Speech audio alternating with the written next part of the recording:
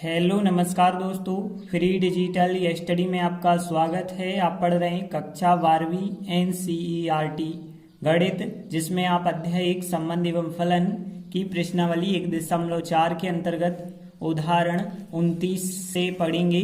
तो देखिए, सबसे पहले आप एक चीज समझ लेते हैं कि जो द्विआधारी संक्रिया होती है उसे लिखने का तरीका जो होता है, हमने प्रश्नावली में थोड़ी अलग देखा, लेकिन उदाहरणों में थोड़ी सा आपको अलग देखने के लिए मिल सकता है।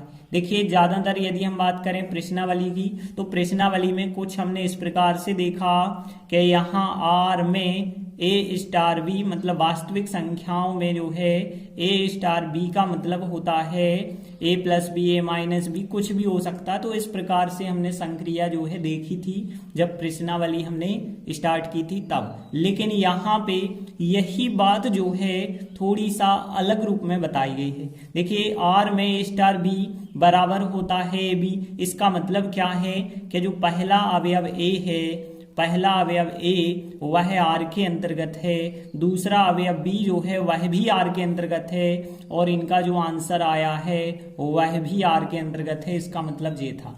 लेकिन यहाँ पे देखिए, अब यहाँ पे क्या बताया जाता है, दूसरा प्रकार, जे प्रकार आप पढ़ चुके हैं प्रश्नावली में, इस प्रकार से संक्रिया को लिखा जाता है, लेकिन उदाहरण में थोड़ी सा आपको दूसरा प्रकार पढ़ना है। देखिए, हम बात करें स्टार संक्रिया की, तो पहले आपने स्टार लिखा।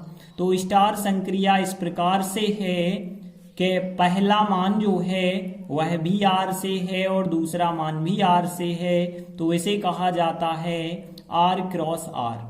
आर क्रॉस आर का मतलब होगा कि पहला मान भी आर से, दूसरा मान भी आर से होगा, और आर क्रॉस आर से जो आंसर आता है वो भी आर में है। तो संक्रिया जो है इस प्रकार से लिखेंगे, जो संक्रिया है आर क्रॉस आर से आर में है, मतलब पहला मान आर से है, दूसरा मान आर से है, और जो उनका आंसर है वह भी आर से है। और आगे स्पष्टीकरण के लिए, यदि दो संख्याएं ए बी के बीच, यदि दो संख्याएं ए बी के बीच संक्रिया लगाई जाती है तो उसका जो आंसर मिलता है वो क्या मिलता है, ए प्लस बी मिलता है। तो देखिए, एक ही बात है, संक्रिया लिखने का ये पहला तरीका था, ये दूसरा तरीका है। तो इस तरीका के द्वारा जो है आपको उदाहरणों में बताया गया है, तो हम भी इसी तरीका के द्वारा आपको लिख के बताएंगे।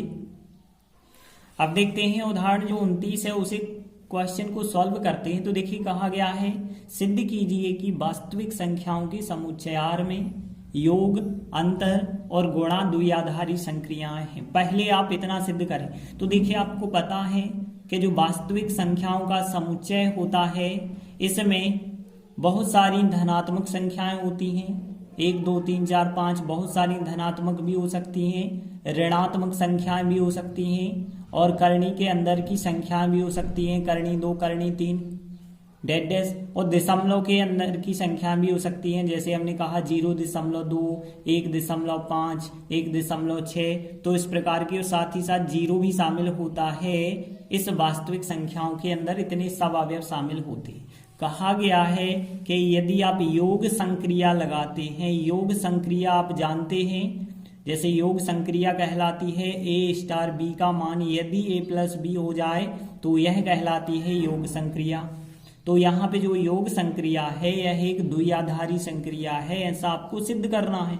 तो एक चीज देखिए, यदि आप ए का मान इनमें से लेते हैं, कुछ भी ले लें आप, जैसे मान के चलिए आपने ए का मान 2 ले लिया, और फिर स्टार, और बी का मान यदि आपने समझ लीजिए 3 ले लिया, तो 2 स्टार 3 करेंगे तो मतलब आएगा 2 + 3, और आंसर कितना आया 5। तो कहने का मतलब यही है कि यदि हमने पहली संख्या आर से ली है, दूसरी संख्या भी आर से ली है, तो इनका जो आंसर मिला है वह भी आर से मिला है। मतलब यहाँ पे जो धन वाली संक्रिया है, योग वाली संक्रिया है, एक द्विआधारी संक्रिया है, क्योंकि यदि आप पहला अवयव जो है आर से लें, दूसरा अवयव आर से लें, तो योग के लिए उनका जो उत्तर आएगा वह भी आर से आएगा। और यदि हम अंतर की बात करें, माइनस की बात करें, तो माइनस के लिए जो ए स्टार बी होता है उसका मान ए माइनस बी हमें लेना पड़ता है। तो देखिए, यहाँ पे यदि आप दो संख्याएं चुने, जैसे हमने 2 और 3 ही चुना, तो 2 स्टार 3 यदि हम कहें तो यह भी हमने वास्तविक संख्या से चुना है आर से, और यह भी हमने आर से चुना है। 2 में से 3 घटाएंगे क्योंकि ये 2 लिया है, बी 3 लिया है, तो 2 में से 3 घटाएंगे, आंसर -1। और जो -1 आंसर है वह भी हमारे आर के अंतर्गत आता है। तो माइनस वाली जो संक्रिया है वह भी हम कह सकते हैं कि द्विआधारी संक्रिया है। और इसी प्रकार से गुणा वाली संक्रिया भी यदि हम देखें ए स्टार बी बराबर यदि हम ए बी कहें, तो यहाँ पे देखिए यदि हम पहली संख्या आर से लें, दूसरी संख्या आर से लें, तो यहाँ 2 × 3 आएगा और आंसर देखेंगे आप 6, तो यह भी आपका आंसर आर से आ रहा है। मतलब पहली संख्या आर से, दूसरी संख्या आर से, तो उनका आंसर भी आर से आता है। इसलिए गुणा वाली संक्रिया भी हम कह सकते हैं द्विआधारी संक्रिया है। तो यही हमें सिद्ध करना था कि प्लस माइनस और गुणा मतलब योग, अंतर और गुणा द्विआधारी संक्रियाएं हैं। तो लेकिन इसे लिखना कैसे होगा? तो देखिए यहाँ पे जो धन वाली संक्रिया है, योग वाली संक्रिया, इसे लिखने का जो तरीका होता है हमने आपको बताया था, ऊपर जो तरीका बताया था कि यहाँ पे आप जो है इस प्रकार से पढ़ते आए हैं, लेकिन उदाहरण में जब इस प्रकार से आपको लिख के समझाया गया तो हम यही प्रकार लिखेंगे फिर। तो देखिए सबसे पहले हमने लिखा कि धन संक्रिया जो है इस प्रकार से है कि यदि आप जो है R क्रॉस R से R पर लेते हैं, देखिए बिल्कुल यही बात जो हमने बताई थी कि पहला मान R से लिया और दूसरा मान भी R से लिया, तो उनका आंसर भी R से आएगा। जैसे कि हमने 2 अवयव A और B R से लिए, पहला अवयव भी R से लिया, दूसरा अवयव भी R से लिया, तो फिर उनका जो योग होता है वो कहलाता है A + B। तो इस प्रकार से हम कह सकते हैं कि योग वाली संक्रिया को इसके द्वारा परिभाषित किया जाता है। और माइनस वाली संक्रिया की बात करें तो माइनस वाली संक्रिया की बात कैसे की जाती है हमने बताया है, A क्रॉस B का मतलब A - B होता है, इसके द्वारा परिभाषित किया जाता है। लेकिन इसे दूसरे तरीका से कैसे लिखेंगे कि पहली संख्या R से दूसरी संख्या R से ली जाए तो उनका आंसर भी R से मिलेगा। इसका मतलब है यदि आपने पहली संख्या A ली है, दूसरी संख्या B ली है, तो इनका जो आंसर होगा वो A - B होगा और यह भी R से होगा। तो माइनस संक्रिया जो है इसके द्वारा परिभाषित होती है। और गुणा वाली संक्रिया की यदि हम बात करें तो गुणा वाली संक्रिया भी सेम, पहली संख्या R से लें आप, दूसरी संख्या R से लें, तो फिर इनका जो आंसर मिलता है वो भी R से मिलता है। जैसे आपने पहली और दूसरी संख्या A और B मानी, तो फिर इनका जो आंसर होगा वो A भी माना जाएगा। तो इस प्रकार से जो योग संक्रिया है इसके द्वारा परिभाषित होती है। और माइनस मतलब अंतर वाली जो संक्रिया है वो इसके द्वारा परिभाषित है, और गुणा वाली जो संक्रिया है वो इसके द्वारा परिभाषित है। तो देखिए यहाँ से स्पष्ट है कि योग, अंतर और गुणा जो 3 परिभाषित जो यहाँ संक्रियाएं हैं, इनकी यदि बात करें तो इनमें यदि ए बी आप रियल नंबर से लेते हैं तो उनका आंसर जो भी होता है वह भी रियल नंबर से मिलता है। मतलब यहाँ प्लस माइनस और गुणा क्या हो गए, एक फलन की तरह हो गए। तो देखिए हमने बिल्कुल यही बात लिखी, क्योंकि यहाँ पे जो इसलिए परिभाषित हो चुके हैं क्योंकि प्लस वाली संक्रिया, माइनस वाली और गुणा वाली जो संक्रिया है एक प्रकार से फलन बन चुकी है। फलन क्या होता है, यदि आप कोई भी मान रखें उसका आंसर भी उसी समुच्चय में होता है तो उसे फलन कहते हैं। तो देखिए जब तीनों यहाँ पे संक्रियाएं फलन का काम कर रही हैं तो द्विआधारी संक्रियाएं भी होंगी फिर। तो देखिए हमने लिखा आता है ये तीनों संक्रियाएं द्विआधारी संक्रियाएं हैं। अब देखिए हमें सिद्ध करना था आगे, किंतु भाग में यदि भाग की बात करें वास्तविक संख्याओं में एक द्विआधारी संक्रिया नहीं होगी, तो हमने कहा किंतु। अब देखिए भाग वाली संक्रिया की यदि हम बात करें तो देखिए भाग को आप कैसे बताएंगे। देखिए जैसे हमने प्लस माइनस गुणा को बताया, तो भाग वाली संक्रिया को भी हम इसी प्रकार से बताएंगे कि भाग वाली संक्रिया जो होती है उसमें भी ऐसा होगा, पहली संख्या R से होगी, दूसरी संख्या R से होगी, तो उनका आंसर भी R से मिलेगा। जैसे आपने पहली संख्या A मानी, दूसरी संख्या B मानी, तो उनका आंसर जो मिलेगा वो A/B मिलेगा, क्योंकि भाग करना मतलब बटे लिखना। अब यहाँ पे यह जो संक्रिया दिख रही है द्विआधारी संक्रिया नहीं है। द्विआधारी संक्रिया क्यों नहीं है? क्योंकि द्विआधारी संक्रिया तब होती है जब फलन होता है, जैसे हमने कहा था प्लस माइनस और गुणा, ये तीनों संक्रियाएं जो थी एक फलन थी। और जब तीनों फलन क्यों थी, क्योंकि ए बी का मान आप कुछ भी ले लें, तो यहाँ पे यदि आपने ए बी आर से लिए हैं तो उनका आंसर भी आर से मिल रहा था। क्या यहाँ भी ऐसा होगा कि ए और बी यदि आप आर से लेते हैं तो आपके लिए उनका आंसर ए बटे बी भी आर से मिलेगा?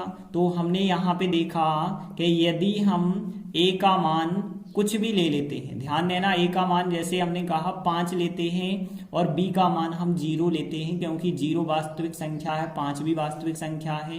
तो उनके लिए यदि हम देखें संक्रिया लगाएं, ए बी के बीच यदि संक्रिया लगाते हैं, ए बी के बीच संक्रिया क्या थी, ए बटे बी थी। इस संक्रिया के अनुसार आप क्या पाते हैं कि ए बी के यदि हम मान रख दें तो यहाँ पे देखिए ए बी का मान हमने रखा 5, 0, 5 और 0 के बीच संक्रिया लगाएं तो 5/0 और 5/0, और 0 यदि बटे में आता है तो अनंत आता है। अनंत मतलब अपरिभाषित, और अपरिभाषित जो है रियल नंबर के अंतर्गत नहीं होता है। तो इस वजह से हम कह सकते हैं कि जो भाग वाली संक्रिया है एक फलन नहीं है। तो देखिए जो भाग संक्रिया है वो एक फलन नहीं है। जब फलन नहीं है तो हम कह सकते हैं एक द्विआधारी संक्रिया भी नहीं होगी। तो देखिए हमने लिखा था भाग वाली जो संक्रिया है वो वास्तविक संख्याओं में एक द्विआधारी संक्रिया नहीं है। इसके बाद देखिए आगे कहा गया था साथ ही सिद्ध कीजिए कि भाग वाली जो संक्रिया है वो ऋणोत्तर वास्तविक संख्याओं के समुच्चय आर स्टार में एक द्विआधारी संक्रिया है। मतलब यदि आप आर स्टार की बात करें तो देखिए आर स्टार में ऋण की संख्याएं नहीं हैं, धन की संख्याएं हैं, और साथ ही साथ इसमें 0 भी नहीं है। ध्यान देना, यहाँ पे करनी वाली संख्याएं भी हैं, करनी 2, करनी 3, करनी 4, करनी 5, ऐसी संख्याएं हैं। करनी 4 तो हम कहें 2 ही बन जाता है, तो 2 ना लिखें। तो यहाँ पे देखिए दशमलव की संख्याएं 1.5, 0.5 कुछ भी हो सकता है। तो इस प्रकार से आर स्टार का मतलब होता है ऋणोत्तर। ऋणोत्तर का मतलब होता है 0 और ऋण की संख्याएं छोड़ करके। तो अब देखिए अभी हमने देखा था कि जब आर की बात हो रही थी तो उस आर में यह जो है संक्रिया नहीं थी, क्योंकि यदि आप बी का मान 0 ले लेते हैं तो लास्ट में यदि आप देखें तो 5/0 इन्फिनिटी बन जाता है, जो कि रियल नंबर से नहीं आता है। लेकिन यहाँ पे आपके पास 0 तो उपलब्ध ही नहीं है। देखिए यहाँ आर स्टार में 0 होता ही नहीं है, तो फिर बी का मान आप 0 ले ही नहीं सकते। बी का मान फिर इनमें से कुछ भी यदि आप लेते हैं तो हमेशा पूरा का पूरा जो आंसर होगा वो आर स्टार से ही आएगा। फिर तो देखिए हम लिखेंगे साथ ही यदि हम भाग वाली संक्रिया की बात करें, लेकिन अब जो है हम बात कर रहे हैं कि यदि पहला अवयव आप आर स्टार से लेते हैं और दूसरा अवयव भी आप आर स्टार से लेते हैं तो निश्चित ही जो आपको आंसर मिलेगा वो आर स्टार से मिलेगा। अर्थात हम कह सकते हैं कि यदि हमने 2 अवयव ए और बी आर स्टार और आर स्टार से लिए तो इनके बीच यदि हम संक्रिया लगाएंगे भाग वाली संक्रिया, तो भाग वाली संक्रिया का मतलब होता है a/b। तो इसके द्वारा जो परिभाषित हो रही है भाग संक्रिया एक फलन बन गई है। फलन क्यों बन चुकी है? क्योंकि आप देख सकते हैं कुछ भी मान ए बी का ले लें तो आंसर भी आपको इसी आर स्टार पे ही मिलेगा। मतलब एक फलन की तरह संक्रिया बन चुकी है। जब फलन की तरह बन चुकी है तो आप कह सकते हैं यह एक द्विआधारी संक्रिया है। तो देखिए हमने कहा आता है भाग वाली जो संक्रिया है वो आर स्टार में एक द्विआधारी संक्रिया है, और यही हमें सिद्ध करना था। देखते हैं अगला उदाहरण है 30वां। सिद्ध कीजिए कि अंतर मतलब व्यवकलन जैसे घटाना हम कह सकते हैं तथा भाग n में एक द्विआधारी संक्रिया नहीं है। तो देखिए अब आपसे बात की गई है प्राकृत संख्याओं के समुच्चय में। प्राकृत संख्याओं में 1 से गिनती स्टार्ट होती है और आगे अनंत तक गिनती जाती है, और इसमें केवल जो है धनात्मक संख्या होती है, ऋणात्मक करने वाली संख्या नहीं होती है। प्राकृत संख्याओं की बात हो रही है। अब यदि हम बात करें अंतर की, तो अंतर वाली संक्रिया को दर्शाएंगे तो कैसे दर्शाएंगे? माइनस पहली संख्या भी n से और दूसरी संख्या भी n से, और उनका आंसर भी हमें n से मिलेगा। और यहाँ पे वो भी यदि आप 2 संख्याएं a b लेते हैं तो उनका जो आंसर मिलेगा वो a-b मिलेगा। आप देखेंगे यदि हमने a का मान और b का मान इसमें से कोई भी लिया तो आप आंसर देखेंगे कि इसी में से आता है या नहीं आता है। तो देखिए यदि हमने a का मान 2 लिया है और b का मान यदि हमने 3 लिया है तो इनके बीच यदि हम संक्रिया लगाएंगे तो 2 3 के बीच संक्रिया लगाएंगे तो 2 - 3 और 2 - 3 यदि आपको करना होगा तो 2 में से 3 घटाने पे आपको आंसर मिलेगा -1 और -1 तो प्राकृत संख्याओं के अंतर्गत नहीं होता है। तो इस वजह से हम कह सकते हैं कि जो माइनस वाली संक्रिया है अंतर व्यवकलन वाली, यह जो है एक द्विआधारी संक्रिया नहीं है। तो देखिए हम यहाँ पे लिखेंगे, यहाँ अंतर व्यवकलन वाली जो संक्रिया है जिसे हम माइनस चिन्ह के द्वारा दर्शाएंगे। यदि पहला अवयव हमने n से लिया है, दूसरा अवयव भी n से लिया है, तो इनका आंसर जो होता है वो भी n में होना चाहिए। अर्थात हम कह सकते हैं यदि हमने 2 अवयव a b लिए हैं तो इनको घटाने पे a-b आता है और यह a-b इस प्रकार से जो संक्रिया बन रही है यह द्विआधारी संक्रिया नहीं है। तो हमने लिखा द्वारा प्रदत्त संक्रिया एक द्विआधारी संक्रिया नहीं है, क्योंकि आप कारण यहाँ पे बता सकते हैं। क्योंकि यदि हमने a का मान 2 लिया और b का मान यदि हमने 3 लिया और फिर हमने माइनस वाली संक्रिया लगाई, मतलब हमने यहाँ पे 2 और 3 के बीच संक्रिया लगाई, तो देखिए 2 और 3 के बीच संक्रिया लगाएंगे तो क्या आएगा आपके पास 2 - 3 और 2 - 3 का मतलब -1 हमें प्राप्त होगा और -1 हमें पता है कि n के अंतर्गत नहीं आता है। तो इस वजह से हम कह सकते हैं कि जो माइनस वाली संक्रिया है एक द्विआधारी संक्रिया नहीं है। अब देखिए तथा भाग वाली संक्रिया की भी हमें बात करनी होगी। तो भाग वाली संक्रिया होगी कि नहीं होगी, तो देखिए यदि हम देखें तो भाग वाली संक्रिया को कैसे लिखेंगे। भाग वाली संक्रिया पहले तो आपको भाग का चिन्ह बनाना होगा। देखिए प्राकृत संख्याओं की बात कर रहे हैं तो भाग वाली संक्रिया इस प्रकार से होगी कि पहला अवयव n का होगा और दूसरा अवयव भी n का होगा और आंसर भी n में होना चाहिए। अर्थात हम बताना चाहेंगे कि यदि हमने 2 अवयव a b लिए हैं तो संक्रिया भाग वाली है तो वो a/b के द्वारा बनेगी और यह जो है एक द्विआधारी संक्रिया होगी या नहीं होगी पहले तो आप पता करें। तो देखिए यदि हमने a का मान 2 लिया, b का मान 3 लिया तो 2 3 के बीच भाग वाली संक्रिया लगाएंगे तो 2/3 प्राप्त होगा और 2/3 प्राकृत संख्या के अंतर्गत नहीं होता है। तो बिल्कुल हम यही बात लिखेंगे कि यह संक्रिया जो है एक द्विआधारी संक्रिया नहीं है। तो देखिए हमने लिखा द्वारा प्रदत्त संक्रिया एक द्विआधारी संक्रिया नहीं है। क्यों नहीं है, कारण हम बताना चाहेंगे। क्योंकि a का मान हमने 2 लिया और b का मान हमने 3 लिया और उनके बीच फिर हमने संक्रिया लगाई 2 3 के बीच और भाग वाली संक्रिया लगा रहे तो ab का मतलब a/b है तो 2 3 का मतलब 2/3 होगा और 2/3 हमें पता है n के अंतर्गत नहीं आता है। तो देखिए इस प्रकार से सिद्ध होता है कि अंतर तथा भाग n में एक द्विआधारी संक्रिया नहीं है। तो हमने लिखा इस प्रकार अंतर व्यवकलन तथा भाग, अंतर वाली और भाग वाली जो संक्रिया हैं वो प्राकृत संख्याओं में एक द्विआधारी संक्रियाएं नहीं है। देखिए अगला सवाल है उदाहरण 31, सिद्ध कीजिए कि स्टार संक्रिया की बात हो रही है। अब जो स्टार संक्रिया है वो r से r पर है, मतलब पहली संख्या r से दूसरी संख्या r से, तो आंसर भी r से मिल रहा होगा। यदि हमने 2 संख्याएं a b ली तो आंसर जो है a+4b वर्ग द्वारा प्रदत्त जो संक्रिया बन रही है एक द्विआधारी संक्रिया होगी या नहीं होगी हमें बताना है।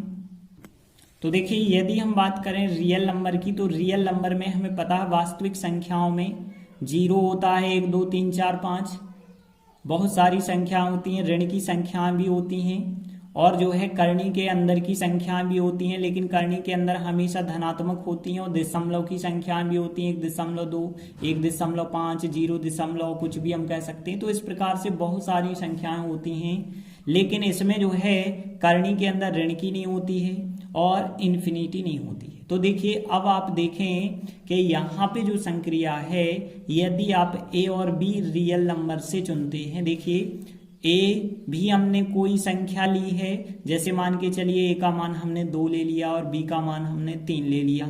यदि हम 2 और 3 के बीच स्टार संक्रिया लगाते हैं तो यहाँ पे a + 4b वर्ग आता है, a का मतलब होगा 2 और +4b का वर्ग मतलब 3 का वर्ग आता है। तो यहाँ पे देखिए 2 4 3 का वर्ग 9 होगा, 2 9 चौके 36 और 2 कितना होगा 38, और 38 जो मिला है आपको वह भी तो वास्तविक संख्या के अंतर्गत है, मतलब रियल नंबर के अंतर्गत आता है।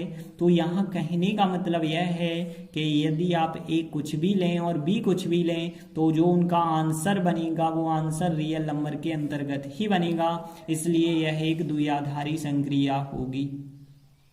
तो देखिए हमने यहाँ पे लिखा दिया है स्टार संक्रिया R क्रॉस R से R पर है, मतलब ए बी यदि दो संख्याएं हमने R और R से ली तो उनका आंसर भी R से होगा।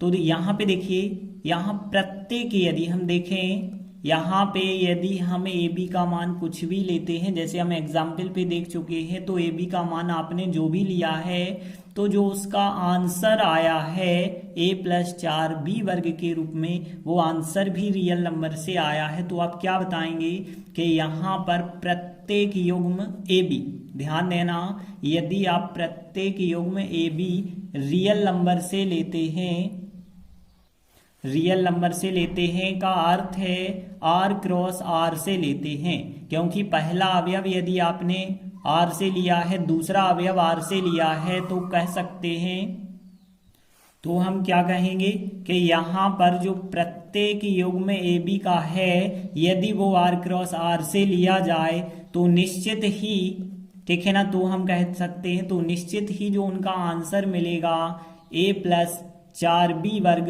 वो निश्चित ही जो है रियल नंबर से मिलेगा।